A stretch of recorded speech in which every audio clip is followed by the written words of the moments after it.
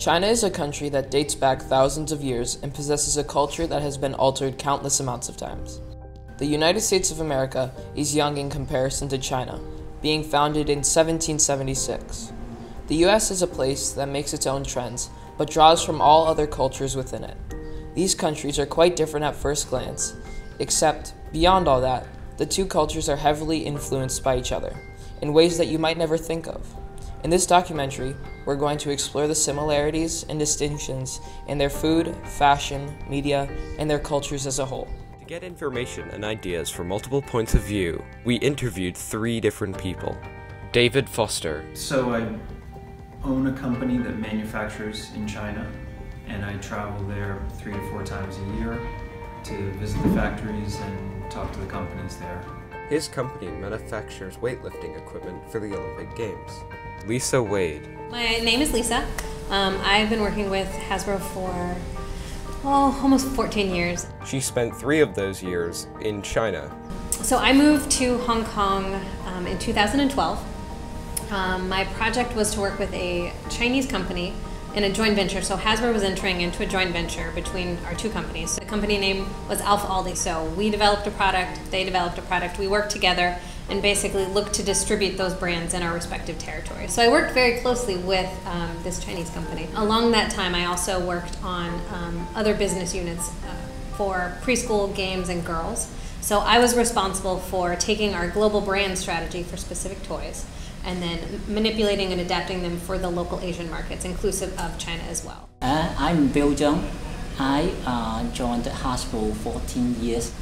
I worked in a My Little Pony team as a design manager.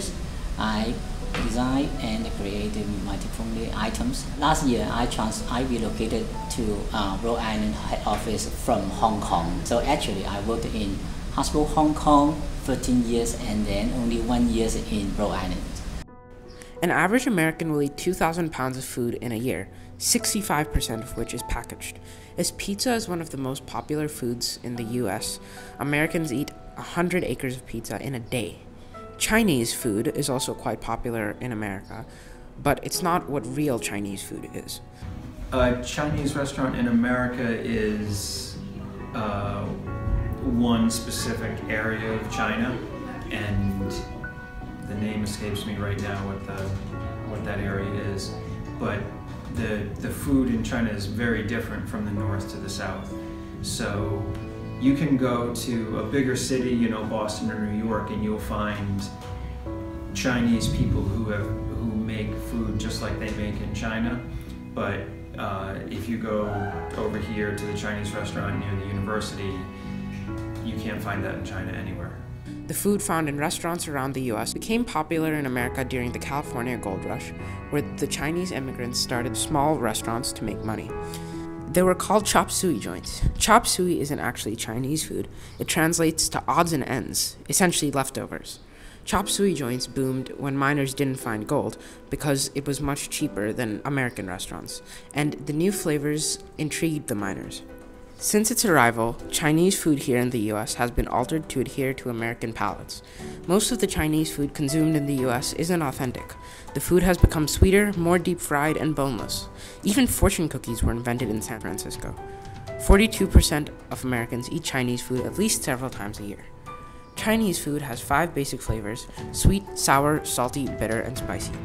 I would say, me growing up, for Chinese food versus what I now know real Chinese food is, it's very different. I will say that there are a lot more authentic Chinese food popping up. I think that there's finally an appetite in the US for like real authentic Chinese food, but your regular Chinese restaurant has a lot of sugars in it. I would say, like I was saying earlier about the desserts, sugar is not as common. They rely more on more savory, like salty foods. So the Chinese food here is much sweeter. And the vegetables, I feel like I had really great fresh vegetables in a lot of the Chinese dishes I had. Whereas here, it's all just a whole bunch of syrup and sauces on the vegetables. It's a little different. One thing that I found as a Westerner was the sweets, like the desserts, were not very sweet. So like you had coconut milk with green beans inside. which was very strange, and it kind of took me a while to get used to, but it was actually really good. But I would say the sweets were not as common from a dessert standpoint if you go and actually have a Chinese dessert. The Chinese have an expression: first you eat something with no legs, then one leg, then two legs, then four. So everything is mostly based fish, something from the ocean, then vegetables, which they say one leg, and then birds, and then meat. I mean, I would say that Hong Kong is definitely mostly international. I mean, it's got the full spectrum of food. So of course there's local Cantonese people that have great Chinese food, but you'll also see a lot of more of the Western influence in food, but also a lot more Asian food. So you'll see Thai food, you'll see Japanese food. And I would say that China also has a pretty eclectic food style as well. And you would definitely find similarities between Hong Kong and China in terms of Chinese food specifically. And even in China, we traveled a lot while in China, and even there was regional differences between the Chinese food as well. So Szechuan's food's really good. At the north and the south and the east and the west, all are very different. Like the Mongolia and Shanghai and the southern area is a Cantonese food, and the west area is a, we call it Tiba, right? The food all are very different. There was a lot of pork and a lot of duck. So duck's a little more specialized, I would say, in Hong Kong and China. You see duck a lot more frequently, but everything had pork in it. In the Chinese New Year's, we will have a lot of very unique food, like the deep fryer dumpling, the chicken, same as the Thanksgiving Day in Americans. And one of the very unique is in the Chinese New Year's, we will put everything in a drying bowl. We call it as a bowl food. The bowl food will be included of like the vegetable, the pork, the duck, the chicken, the meatball, and some maybe you don't like it is the pork skin, but this is very tasty, and pork blood. They will make the pork blood to do some like cake, but that is very delicious. Most food is prepared bite-sized, so it can easily be eaten. The traditional Chinese business lunch, business dinner, or family is a huge round table with a Lazy Susan in the middle of it, you know, like a turntable.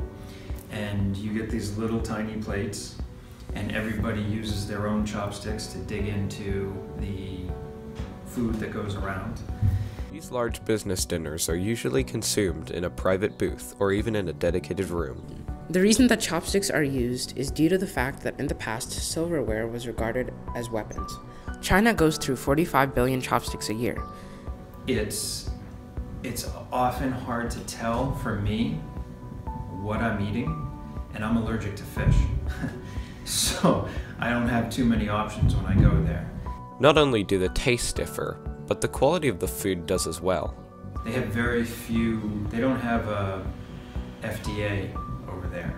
So what you eat, especially in the street places, you have no idea what it is. Even if it's in a white wrapper with English lettering on it and it looks like home, it's not the same. The other thing that you see there is something called street meat, where they take a slaughtered animal, hang it on the side of the road in a little cart that has a couple of propane stoves, and you can go up and they'll carve a piece off and saute it or grill it or something like that and give it to you. And the thing you have to remember is there's virtually no emissions control. They're dirt roads. This meat hangs out there all day, every day, and they have a little thing where they, you know, try to wipe it off. But you're talking about meat that's been hanging in diesel fumes downwind from the chrome factory. Real, authentic Chinese food is thought to be the healthiest in the world. Their culture of eating is quite different too. They make an excess of food, so much that it looks like a whole set table by the time everyone is finished. They prepare and order and present somewhere between 2 and 5 times what people can eat. So in general, there's 80% of the food left over after dinner or lunch because it's seen as a form of hospitality. In other words, when you go to Europe, if there's food left on the table, the host is embarrassed because they're being wasteful, especially in the Nordic countries. In China, if you haven't refused 15 times, the host is embarrassed because they want to show an excess. Maybe 4 or 5 years ago when I went the first time, I never saw anybody take any food from the table. They just threw it away. The last, say, year and a half, as the economy is starting to get a little bit more difficult there, and it may also be because I'm familiar with these families and the factory owners, I've seen them take the more expensive things with them. You know, they leave the rice, but they take the fish. For Hong Kong specifically, being so close to the sea, there was a lot of seafood, and that was a really cool actually experience. So you'd go to a seaport basically, and there'd be a whole restaurant with all of these fish tanks, and you go and literally pick out the kind of fish that you want, and they cook it right behind you. So super fresh seafood. I would say along, like Shanghai, along the coast of China, there was a lot more seafood. Further in mainland, you'd probably see more beef and pork. There's a tremendous amount of alcohol consumed. When I go, because I'm the boss of the company that they're trying to entertain, what I pick to drink, everybody has to drink. And it's always beer or hard alcohol. I'm not much of a drinker at all, but if I go to a lunch with 5 Chinese people and they ask me what I want to drink and I pick beer, they will open 20 bottles of beer and leave them on the table. Some American restaurant chains have begun to catch in China, especially fast food. You can't swing a dead cat in China without hitting a Kentucky Fried Chicken. I mean, there's the bigger places you see McDonald's and Subway, but KFC is rampant over there. The Chinese government restricts your internet access. You can't use Google products, can't use Facebook, you can't use Instagram, anything that the Chinese government deems to be inappropriate. In fact, there's these massive trash cans at every airport when you land with a sign that basically says this is your last chance to dispose of things that don't reflect the cultural values of our country. China's censorship of content, particularly of online news sources, is drastically more restricted than that of the US. The Cyberspace Administration of China, or the CAC, censors content online, regulates and sometimes blocks websites that do not adhere to the restrictions, such as the New York Times and The Economist. One thing that I noticed when I'd go on a business trip was I'd be watching CNN, and I'd be watching a news program, and then it would just go black for a little while, and then it would come back on, and clearly there was some censorship on CNN broadcast. Every once in a while there'd be some spotty internet connection, but it didn't necessarily hinder my work. But in Hong Kong, it's very open. They have a really great freedom of speech in Hong Kong. The Chinese government became tougher on censorship when Xi Jinping was elected the president of the People's Republic of China in 2013. Since then, he has launched an anti-corruption campaign. Mr. Xi intends to hold news reporting and journalism to a new standard of truthfulness, although many scholars believe Mr. Xi is trying to restrict online information. That being said, I've never met anybody who has a smartphone that isn't on Facebook or Instagram or can access Google Sheets because they all pay for VPNs to be able to access that. So I can sit next to a factory owner at a lunch and he's telling me the basketball, baseball score because he's playing it on ESPN on his phone, which is illegal in China. Multiple online news outlets have reported being asked to clean up their websites or have them shut down by the CAC. The restrictions put in place are targeted at the sources that show the government in unfavorable light. Many news articles have been deleted, such as one by NewsGeeks that talked about contaminated water at a school in Beijing. Mr. Xi stated to the top 3 state-level news organizations that they are simply propaganda outlets to the government. An article by The Economist went as far to say that Mr. Xi has more power than any leader since Mao Zedong. He has retreated into a world of Mao. Personality cults plaudits to state the sector in diatribes against foreigners supposedly intent on destroying China, said Hannah Beach from The Time. The Great Wall of China construction was started in the 7th century BCE, but China's Great Firewall was only active since 2003, where plans started in 1998. The Great Firewall was known as the Golden Shield Project. The Ministry of Public Security passed laws starting in 1997 to control and prohibit the use of internet for anti-state and PRC uses. Honestly, all the mainland China people and Hong Kong people, we all know that this is no limitation. We are easy to jump the firewall, and actually the China government is allowed, except in some typical time, and some the people they want to observe.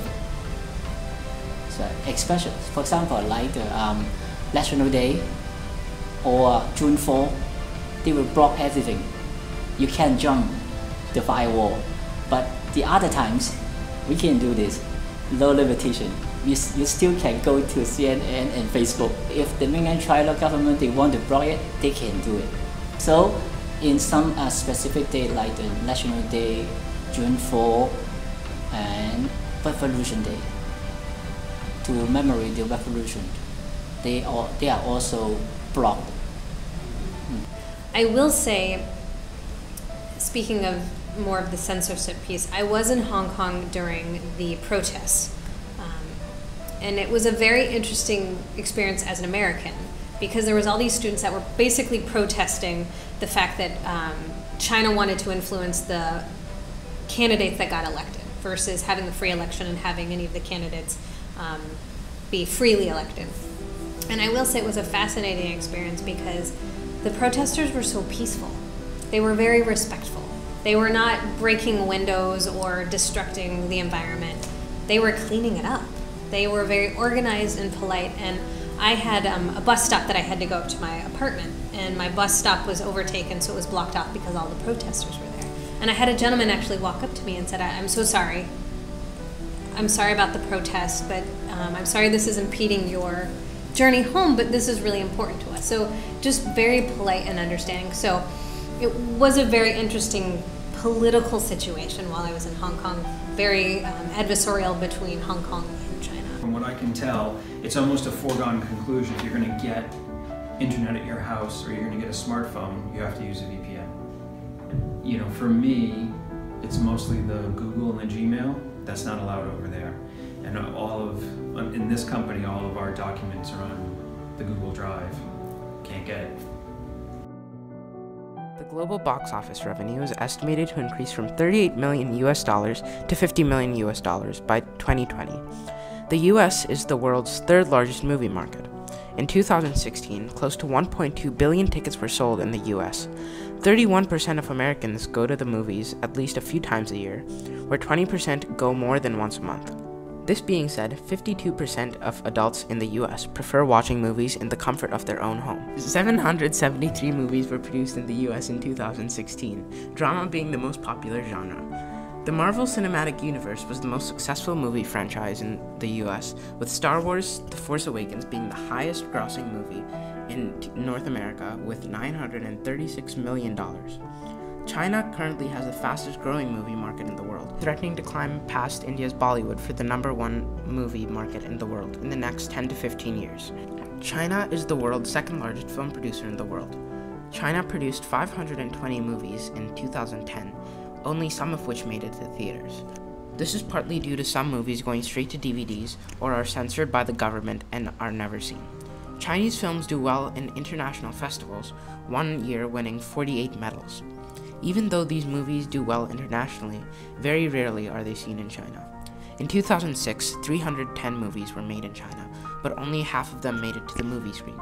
The Chinese government had estimated it would take until 2040 to reach 40,000 movie screens, but during the September of 2016, China had 39,194 movie screens.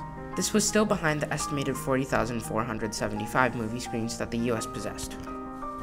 Recently, there was a slow in the Chinese movie market after a ban was set in place on discounted tickets being sold online.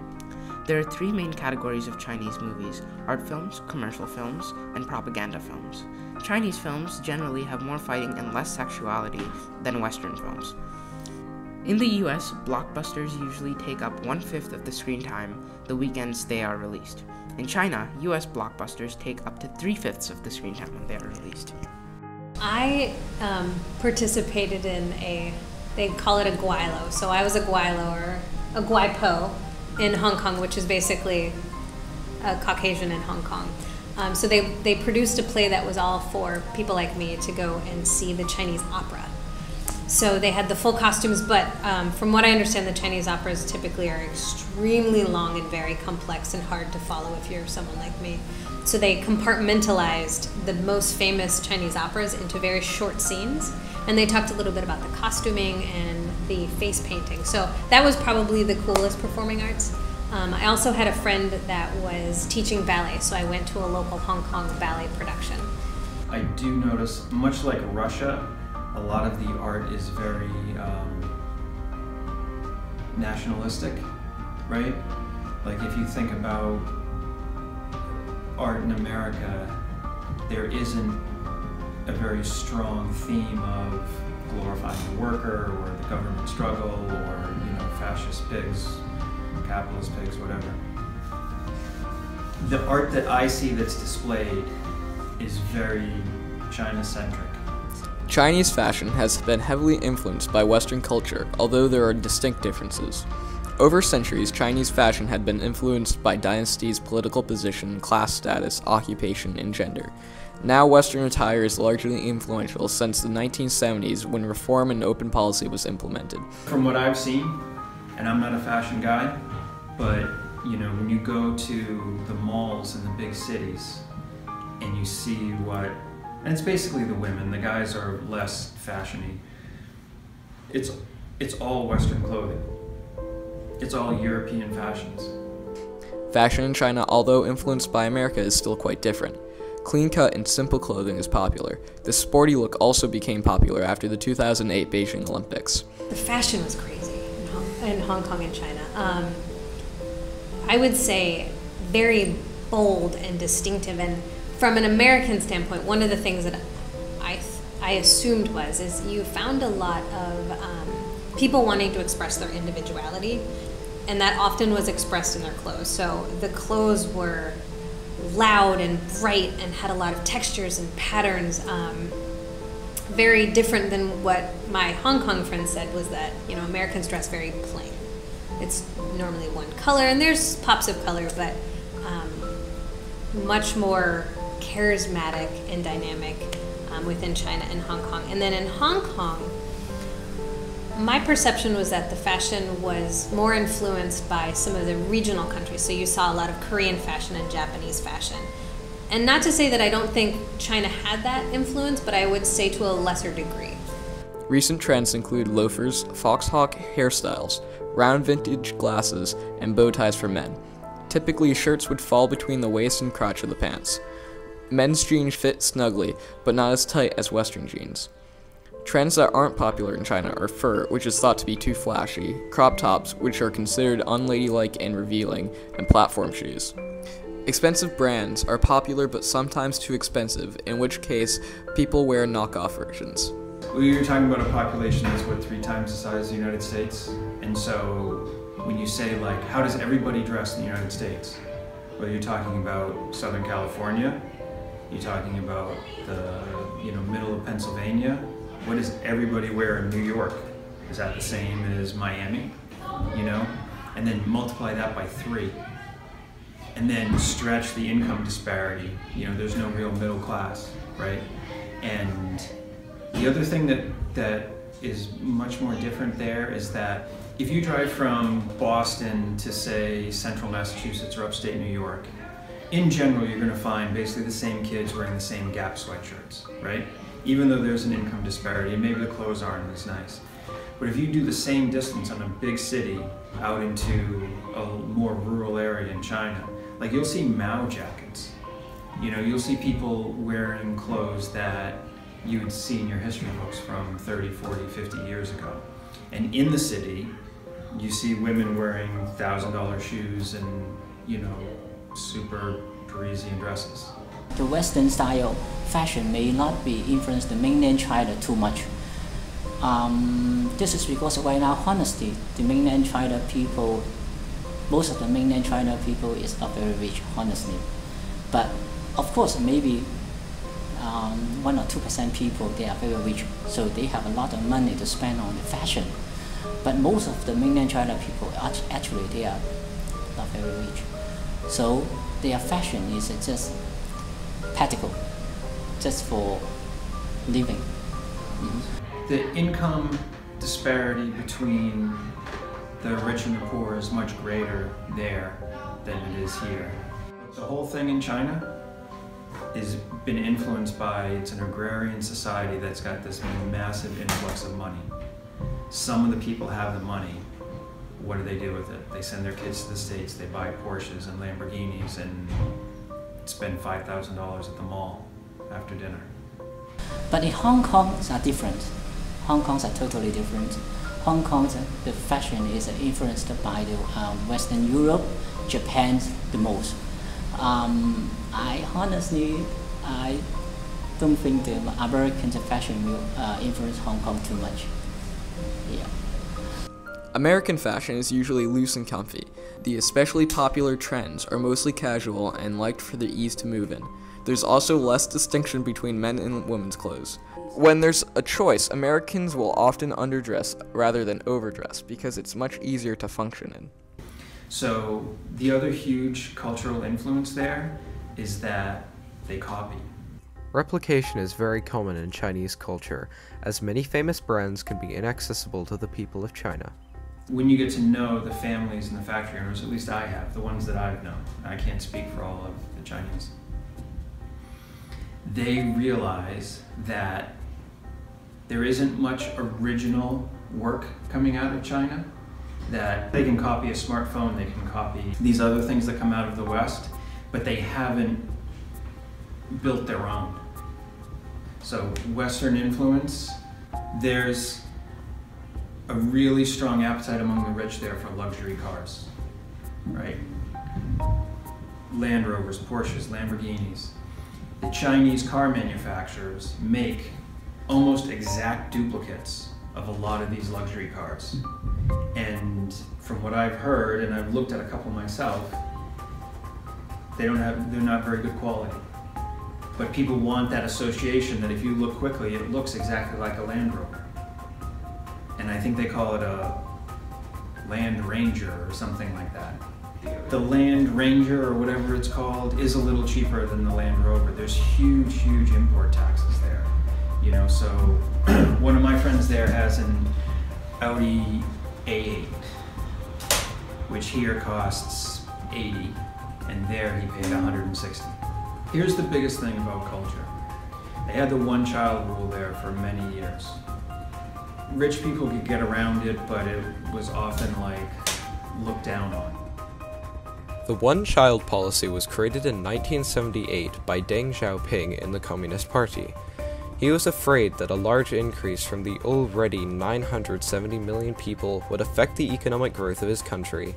This policy was enforced through methods including forced abortions, sterilization, and large fines for these now illegal second pregnancies. The new rule also created a skewed demographic for the country.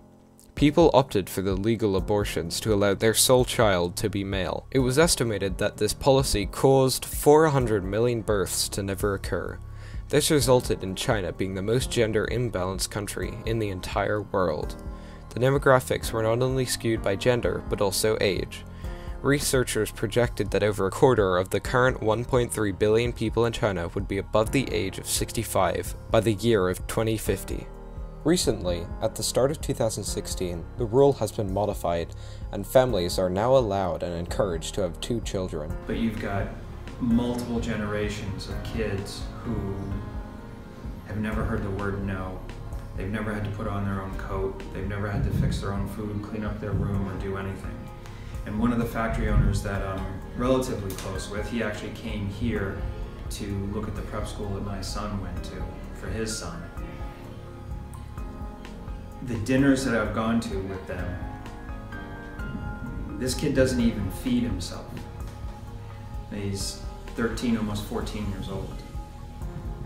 And so there's a huge cultural problem because these kids aren't self-sufficient, they've never been challenged. And when you talk to the parents, I'm 51, Shu is almost 40, a couple of other parents that I know, they're extremely concerned for their kids. Because now that they're getting older, they realize that, hey, when I was 14, I was a little bit more self-sufficient, and my kid doesn't even have an idea of what that's like. And that those first couple of generations of only children are now entering the workforce. And the factory owners and the business owners that I've talked to, again, this is not a scientific sample, they're going nuts because, you know, even when the kid shows up for work, they know how to study and they're very smart, but they don't have street smarts, they don't have sort of like a self-reliance. So where America, specifically in the West in general, has a lot of value placed on self-reliance, not in China. American and Chinese culture have their drastic differences, but also influence each other in many ways. Culture is something that we experience daily, but don't particularly notice until it changes. Exploring the culture in China and the US allows us to see things that we don't notice in our everyday lives, and learn about what makes a seemingly alien culture special. We hope that you enjoyed our documentary and learned more about what makes up these two unique cultures. I will say, coming from the US and going to Hong Kong was a bit of an intimidating experience, but the people were so welcoming and so accepting that it was a little surprising. I didn't quite expect the cultural welcoming. The other interesting thing for being an American and going into mainland China is my husband and I did a trip to Beijing. Just a tourist trip. And my husband's very, very tall. And we went to a lot of the tourist attractions, and we had a lot of local Chinese people come and want to take our picture with us. Me, not so much. My gigantic, super tall husband, they were very interested in taking his picture. And we don't know if it was because they thought he was a celebrity or because they just never see tall white men. I don't know. But that was just a peculiar experience that was unexpected.